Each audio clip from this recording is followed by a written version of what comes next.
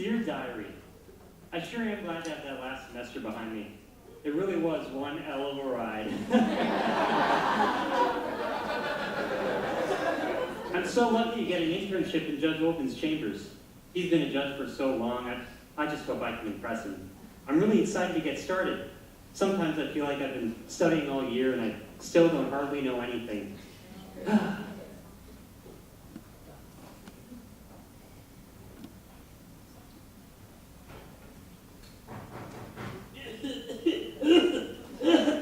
Come in. Oh, good morning, Judge Oldman. I just wanted to say before we get started how grateful I am and how excited I am to start working for you. Judge Oldman. Do I know you? Oh, how silly of me. My name is Alex Garfield. I'm your new judicial intern, like I was saying. No, I remember you. You're that new judge boy, Alex Garfield. How wonderful. Are you excited for the internship? Am I ever? When I was young, my parents got a divorce. It was really hard on me, mostly because everyone kept telling me it was all my fault. My mom told me it was my fault. My dad told me it was my fault. The judge told me it was my fault. You're right. Oh my God, what did you do? Is he fucking dead?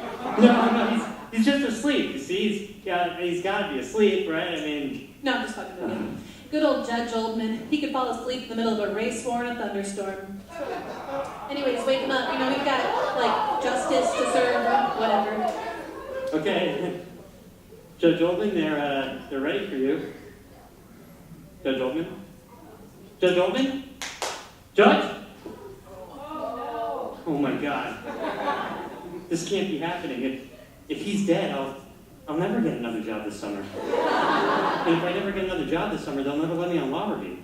And if they never let me on law review, I'll never work for Law Place Incorporated. And if I never work for Law Place Incorporated, I'll never make the connections I need to become a judge.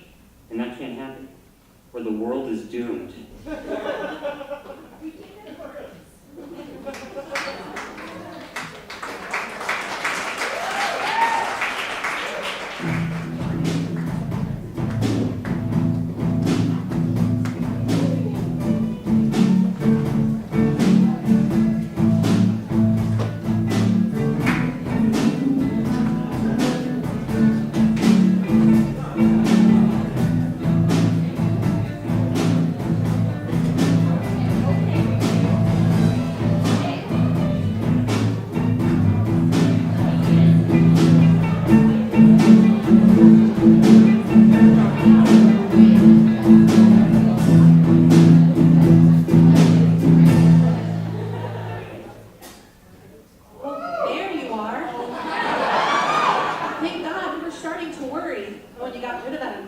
Judgeboy, good.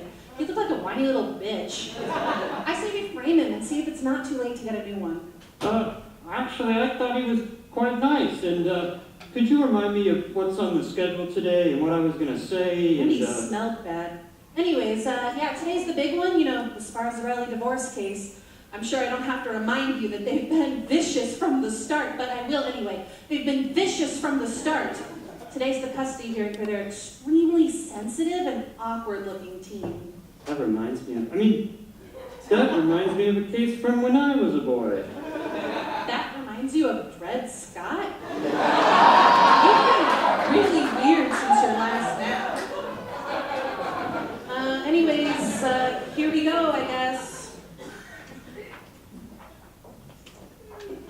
Oyez, oyez, oyez.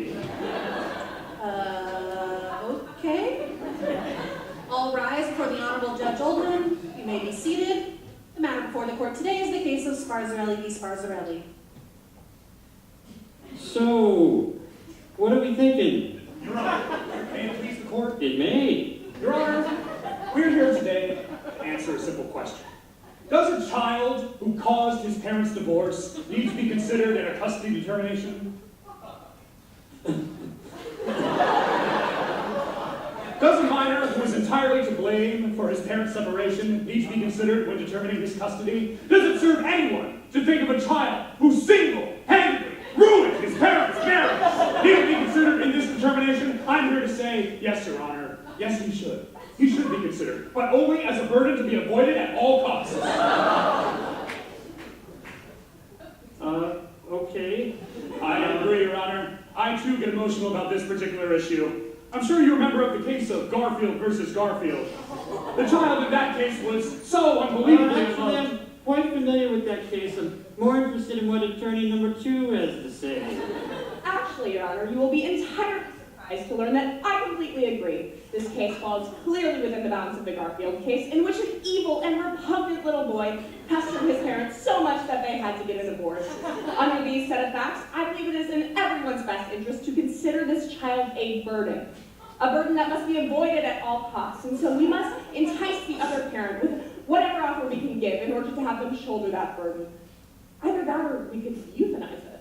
No more, no more. I admit it. You admit what, Your Honor? Yeah, what's going on here? I'm sorry, I must have dozed off. Where were we? Oh, we were discussing the Garfield case, Your Honor. Oh, yes, of course. The Garfield case is applicable here, given that the child is clearly at fault for the marriage falling.